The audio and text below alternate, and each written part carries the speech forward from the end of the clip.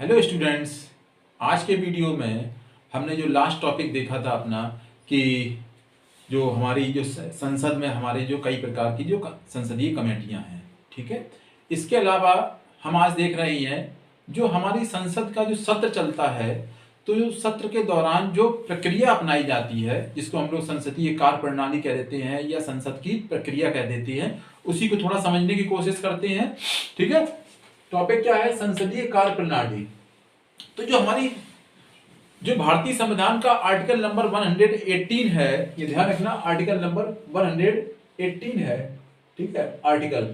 तो उसी में हमारी संसद के दोनों सदनों को यह अधिकार प्राप्त है कि वो उनके यहाँ वो कार्य पद्धति, कार्य प्रणाली और उसके संचालन से संबंधित नियमों का वो स्वयं ही निर्माण कर सकती है या निर्माण करती है, ठीक है। तो उसी प्रक्रिया के तहत हम देखते हैं जब हमारी संसद का सत्र चलता है, जिसमें लोकसभा का भी सत्र चल रहा होता है और राज्यसभा का भी सत्र चल रहा होता है, तो उसके दौरान वो उसका प्रोसेस क्या रहता है, ठीक है। तो हम देखते हैं जब हमारी संसद की मीटिंग स्टार्ट होती है, ठीक है, जो संसद की मीटिंग स्टार्ट होती है, तो संसद की मीटिंग स्टार्ट होने का जो शुरुआती पहला घंटा होता है उसको बोला जाता है प्रश्नकाल, यानी कि क्वेश्चन आवर्स कहा जाता है। तो जो क्वेश्चन आवर होता है तो उसमें क्या होता है, जो उस सदन के सदस्य होते हैं, ठीक है, ये दोनों ही सदनों में प्रश्नकाल चल रहा होता है, लोकसभा में भी अपना अलग चल रहा होता है, राज्यसभा में अपना अलग चल रहा होता है। तो जो सदन के जो सदस्य होते हैं वो अपने मंत्री से लोक महत्व के प्रश्न पूछता है। ये ध्यान रखना, जो वो अपने सब्जेक्ट के मंत्री से लोक महत्व के प्रश्न पूछता है। और ये प्रश्नकाल होता क्या है, जब हमारी बैठक स्टार्ट होती है, मीटिंग स्टार्ट होती है, तो इस मीटिंग के आरंभ का जो पहला घंटा होता है उसी को कहा जाता है क्वेश्चन आवर्स कहा जाता है। और इसमें जो भी क्वेश्चन आप पूछेंगे उसको आपको सदन पीठासीन को 10 दिन पूर्व सूचित करना पड़ता है, ठीक है। और 10 दिन बाद तब आपका नंबर आता है। आज के टाइम पे ये नंबर थोड़ा एक टाइम के बाद ही आप आता है, 10 दिन पहले फिर भी आपको इन्फॉर्म करना पड़ता है और तभी आप सदन में अपने मंत्री से, जो आपके सब्जेक्ट है, उस मंत्री से अपना क्वेश्चन कर सकते हैं, ठीक है।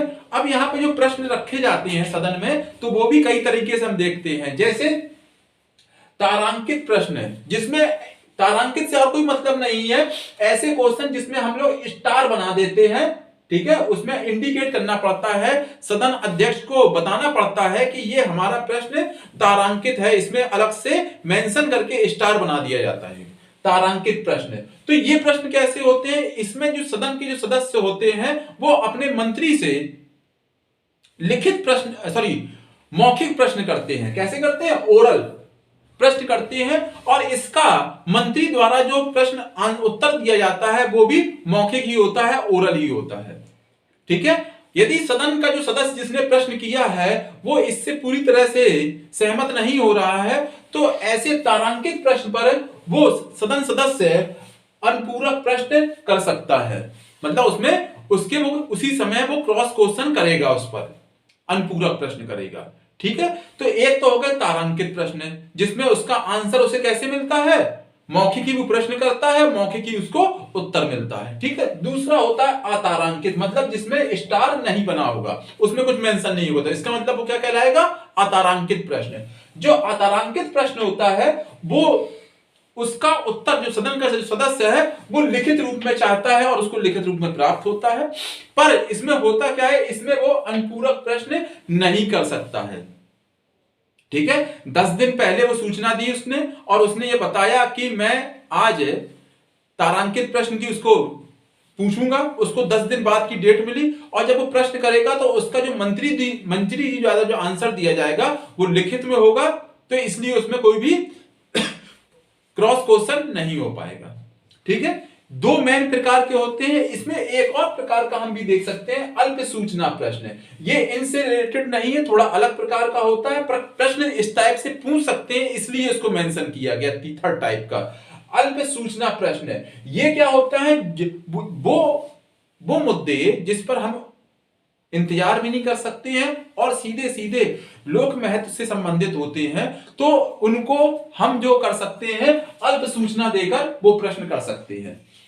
अविलंब लोक महत्व के प्रश्न पूछे जाते हैं और इसमें आप सदन को 10 दिन जो पूछने की एक रेस्ट्रिक्शन होती है, सीमा रेखा होती है कि 10 दिन पहले आपको सूचित करना पड़ता है। इससे भी उसमें छूट मिलती है आपको। क्यों छूट मिलती है? कि वो लोक महत्व के भी हैं और अविलंबनीय भी हैं, जिनका इंतजार नहीं किया जा सकता है। ठीक है, तो अल्प सूचना के प्रश्न कह सकती है। पर जब वो सदस्य क्वेश्चन करेगा तो उसको अपने प्रश्न में ये बताना पड़ेगा कि जो वो प्रश्न अल्प सूचना के तहत पूछ रहा है तो उसमें उसकी क्वेश्चन करने का आधार क्या है, ये अलग से उसको स्पष्ट करना पड़ेगा। ठीक है, तो जो शुरुआती सदन की कार्रवाई का पहला घंटा हो जाता है, फर्स्ट आवर्स होता है, वो क्या होता है? क्वेश्चन आवर्स होता है। इसके बाद जो दूसरा घंटा स्टार्ट होता है, ठीक है, और ये कार्रवाई स्टार्ट होती है 11 बजे से लेकर, तो 11 बजे से लेकर 12 बजे तक AM तक। ठीक है, और 12 बजे से लेकर 1 बजे तक जो अगला नेक्स्ट 1 आवर होता है उसको बोला जाता है 0 आवर्स, यानी कि शून्यकाल। 0 आवर यानी कि शून्यकाल, क्योंकि ये 12 बजे स्टार्ट होता है, इसलिए ये वर्ड क्या है? ये संसदीय सदन की कार्य प्रक्रिया का शब्द नहीं दिया है, ये मीडिया द्वारा प्रदान किया गया शब्द है। ठीक है, इसमें क्या होता है? शून्यकाल के दौरान शून्यकाल में अविलंबनीय विषयों पर प्रश्न किए जाते हैं।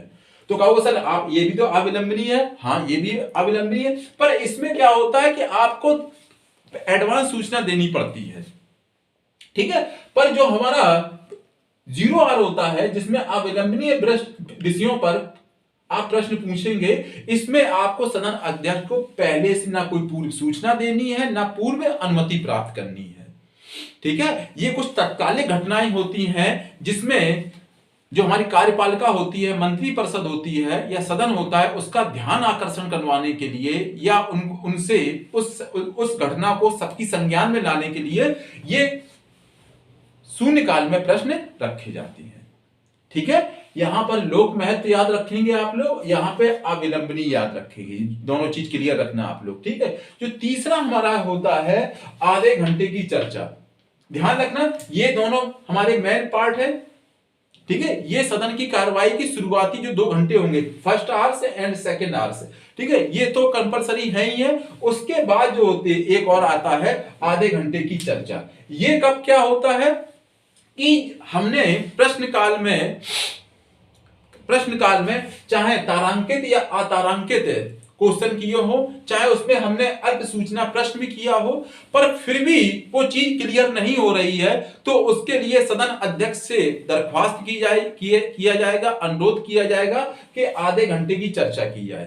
तो ध्यान रखना, जो सदन की कार्रवाई होती है वो 11 बजे से लेकर शाम को 5 बजे तक की होती है। तो अगला आधा घंटा यानी कि 5 बजे से लेकर और 5:30 तक, 5:30 तक ये आधा घंटे की चर्चा करवाई जाएगी। ठीक है, जिस पर ये कौन से क्वेश्चन रखे जाएंगे? वो क्वेश्चन यहां भी हो चुके, यहां पर भी हो चुके और यहां पर भी हो चुके हैं, पर उससे अभी जो सदन के सदस्य गण हैं वो संतुष्ट नहीं हुए हैं मंत्री जी के आंसर से। तो उसके लिए लोकसभा में ध्यान रखना, ये रेगुलर बेस पे नहीं चलती है। जो लोकसभा का सदन होगा तो वहां पर सोमवार, बुधवार और शुक्रवार को जो सदन की कार्रवाई जब कंप्लीट हो जाएगी तो उसके बाद आधे घंटे की इस पर क्वेश्चन किए जाएंगे, चर्चा की जाएगी। और जो राज्यसभा होगी तो राज्यसभा में ये कि हफ्ते में किसी भी दिन आधे घंटे की चर्चा करवाई जा सकती है। ठीक है, इसको आप देख लिया। आगे बढ़ते हैं, आगे देखते हैं। जब हमारा प्रश्नकाल और शून्यकाल कंप्लीट हो जाती हैं तो उसके बाद जो सदन की प्रक्रिया आगे बढ़ती है, प्रोसेस आगे बढ़ता है, तो उसमें क्या होता है, सदन में मामले उठाने की प्रोसेस क्या होता है, मामले कैसे रखे जाते हैं। ठीक है, शुरुआती प्रोसेस तो हो गया है। उसके बाद क्या होता है, स्थगन प्रस्ताव। कोई अविलंबनीय लोक महत्व का सब्जेक्ट का प्रश्न है, ठीक है, और जिसमें क्या है कि जिसके परिणाम बहुत घातक हो सकते हैं, तो उस चीज के लिए सदन में क्या रखा जाएगा, स्थगन प्रस्ताव रखा जाएगा। और मंत्री परिषद से ये चाहा जाएगा कि उसमें सरकार क्या कदम उठाएगी या सरकार का उस घटना को प्रति नजरिया क्या है। ठीक है, इसके अलावा भी एक तरीका होता है ध्यान आकर्षण प्रस्ताव। तो यहां ध्यान रखना, जो ध्यान आकर्षण जो प्रस्ताव होता है ये तो अविलंबनीय होता है, पर यहां पर ज्यादा महत्व किस चीज का होता है? लोक महत्व का।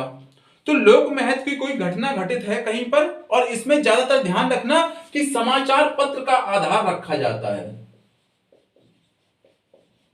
जो न्यूज़पेपर होते हैं उस चीज को आधार रखा जाएगा ध्यान आकर्षण के लिए। ये चीज ध्यान रखना, आप लोग एग्जाम में आया है आपके, ठीक है। इसमें समाचार पत्रों को आधार रखे सरकार का उस सब्जेक्ट के लिए ध्यान आकर्षित करवाया जाता है कि सरकार के संज्ञान में वो चीज आ जाए, ठीक है। इसलिए वहां पे क्या रखा जाएगा? ध्यान आकर्षण प्रस्ताव, ठीक है। इसके अलावा सदन में ये हमारी प्रक्रिया होती है तो उसमें क्या रखा जाता है? कई प्रकार के बिल यानी कि प्रस्ताव रखे जाते हैं। तो उसी में हम कुछ प्रस्ताव देखेंगे, बिल देखेंगे। कौन सा?